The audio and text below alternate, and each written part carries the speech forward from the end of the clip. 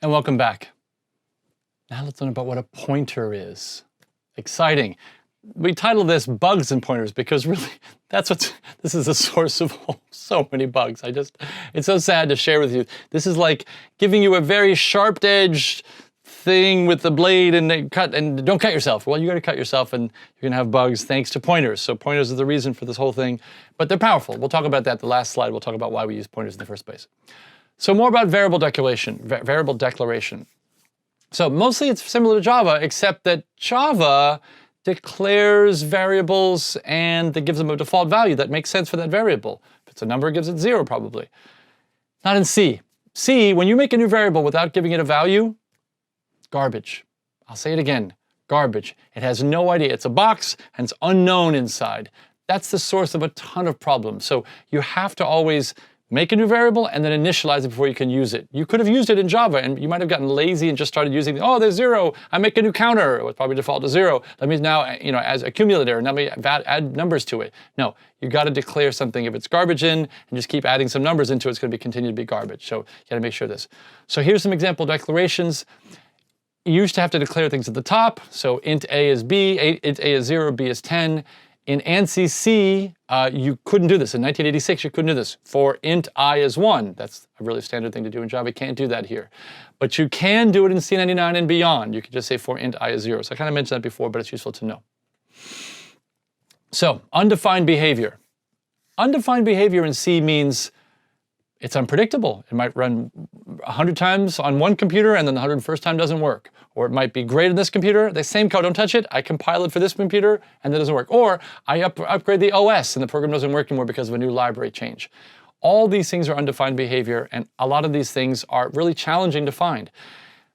Things that are undefined, things are kind of random, hard to reproduce, seeming like evade you, we call them Heisenbugs. If you haven't heard that, start using that word. Heisenbugs, Heisenberg's uncertainty principle, so the quantum physics. So think about the idea that you want to avoid that. You want to avoid that space and you want to have repeatable bugs. Bugs that are repeatable, we can find them, right? I just logically trace it down and I can find them. Those are called Bohr bugs. So Heisenbug's bad, hard to trace and hard to find and may never even show up until the millionth time you run it after you ship the code out. That's really hard. It's really tough for you as a software developer. Bohr bugs easy, you can trace it, you test it until you find these Bohr bugs. Bohr bugs are easy to find. Okay, pointers. The first big duality you have is an address versus a value, okay?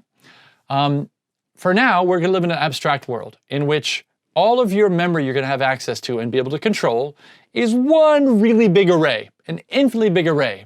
Starts at 0 and goes up to some value. That's it. Goes up to some address. Really, I should use the right terms. Goes up to some address. Each cell has a value, the guy inside the cell, and has an address, the address of the cell, like a house. House has an address and house has the contents, has the value, okay?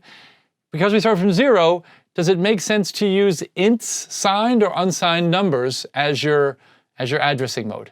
You're right, it doesn't make sense to use a signed number because you don't have negative addresses. So don't confuse an address with a value. But now, think of it as an infinitely large array. Everything's free and wild. It'll get more constrained and more painful later, but for now, the free and wild, hey, the 60s, free and wild, everything's great. Infinite array, go crazy. Here's an example, this picture. This picture here on the right, if I can show you, if I can get this pen to work. These are addresses, 101 through 105. These are your values.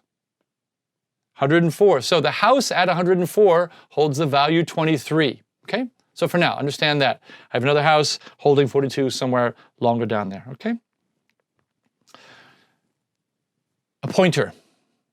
A pointer is a cell whose value is somebody else's address. That's simple. That's it. Simple as that. Okay, pointer, we say points to that address. So we'll actually have a picture for that. So there's my locations up top, 101 through 105. My names, I'm even gonna have some names there, X and Y.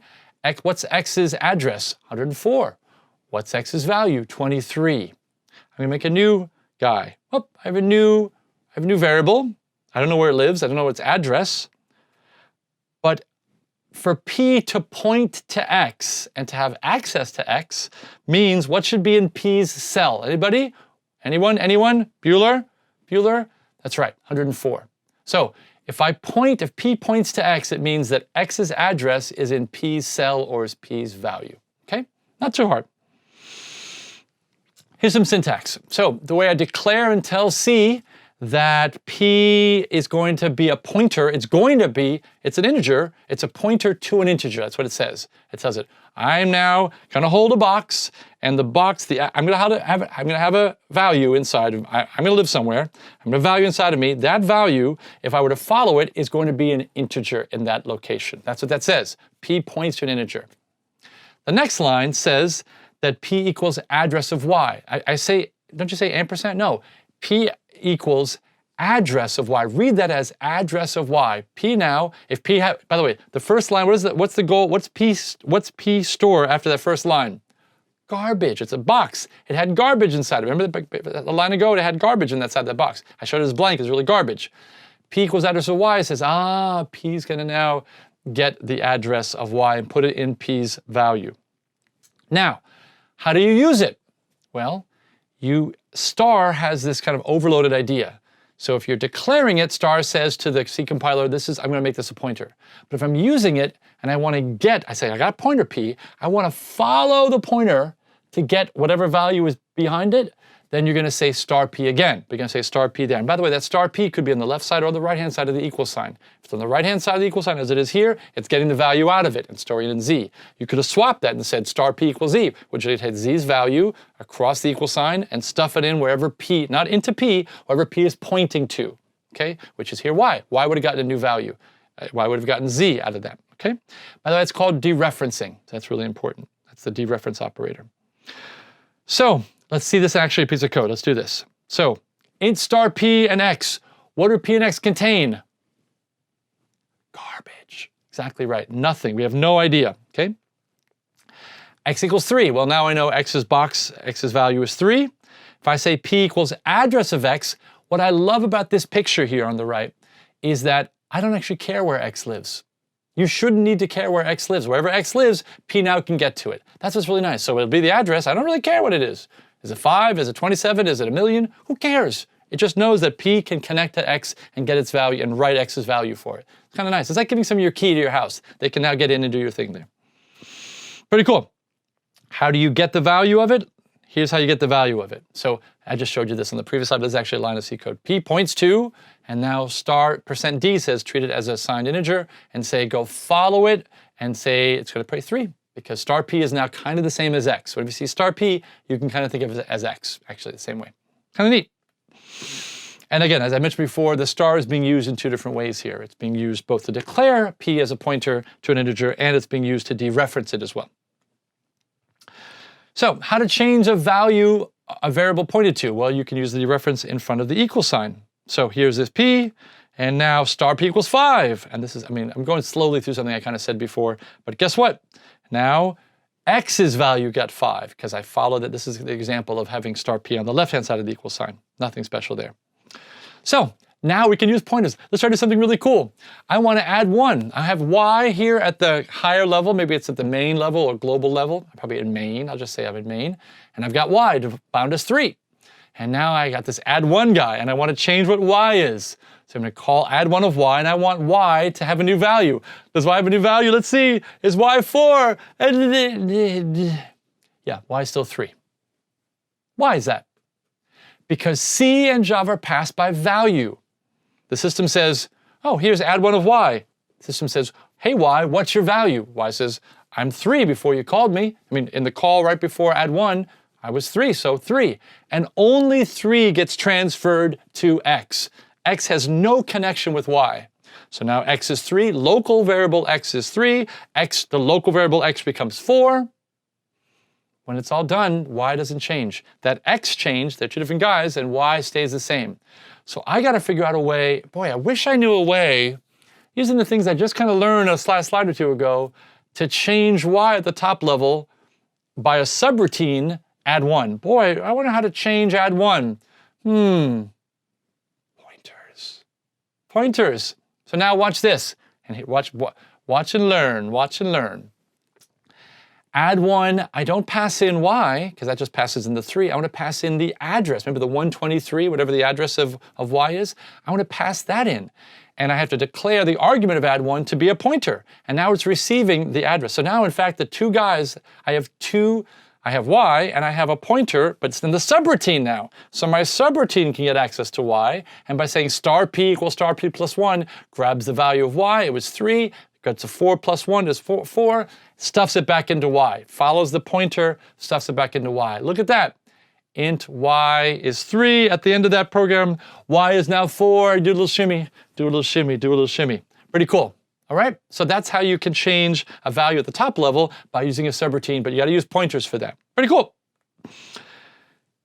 Danger, danger, Will Robinson. So the problem that you might have guessed is that that whole initialization to garbage thing is going to come up and give us trouble because local variables are not initialized. They're garbage, right? So look at this. Int star p, here's a box, right? Pointer, sorry, int star pointer. Here's a box, pointer. What's inside of it? I don't know. Nothing, garbage. Which means it's like a live wire. Imagine like a power line comes down, it's all, it's pointing to anything. It's anywhere in memory. And what are you doing with the next line? Star pointer equals 5. You're taking 5 and following that line, pointing anywhere and stuffing 5 in it. You don't have any control of that memory. You don't have write privilege to write into some part of memory. That is a big trouble. That's clearly an error. And so that is a very common error for beginning programmers, that they don't set pointer to point to something, they just kind of follow it. And we're going to see a video. I'm going to link you to a wonderful video from my colleague, Nick Parlante at Stanford, who made this outstanding Binky pointer video. You're going to see this after this. So I showed you a lot of danger. I showed you some cool power, right? You can now change the variable up in main in a subroutine. You couldn't do that before if you didn't have pointers. That's kind of cool. So here's another reason we use pointers. I got a big struct. Remember I showed you how to use struct a couple of videos ago. So I got this big struct, a lot of data, big array. I haven't talked about arrays yet, but a lot of data, a big one. And I want to pass it to a subroutine to process. Do I copy all the values and give it to you? Isn't it a little cleaner to literally just pass a pointer? Now this big thing only has to be stored once in memory, and I pass a link to, kind of a link to it, a pointer to it, and now you can be reading and writing to it and doing work on it, averaging it all, playing with it, modifying it, whatever you want to do, normalizing it. I don't have to pass all the data at once for you to do that. So it's really clean. Like in one, here's a very lightweight, here's a wafer thin pointer, and I give it to you, and then the subroutine does that. Great, really nice, okay? So in general, pointers are, everybody who works in C does anything that's not kind of non-trivial is dealing with pointers. And so you need to be able to be fluent in that and make sure you're not copying huge amounts of data when you call that.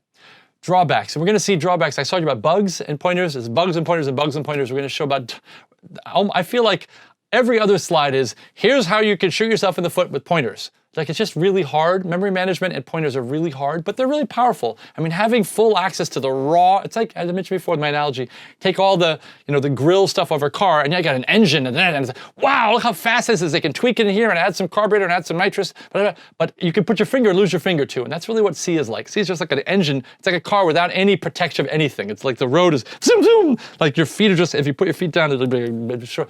Bad, okay? So imagine a car, crazy fast, crazy, ability to make any change. If you know what you're doing, if you don't, it can be really dangerous. Really, like no seat belt, it's just, and it's wide open. You've seen these cars, I've seen, every once in a while you see a car that has like 3 wheels. I don't know, I'm going rogue. And it's like the guy's sitting in a motorcycle, but it's a front 2-wheel car in the back, and it's just it's like he's this close to the road. It's a little too dangerous to me. Flipped over, there's no roll bar. Okay, that's kind of like what it's like, but even worse without any kind of grill or anything protecting you.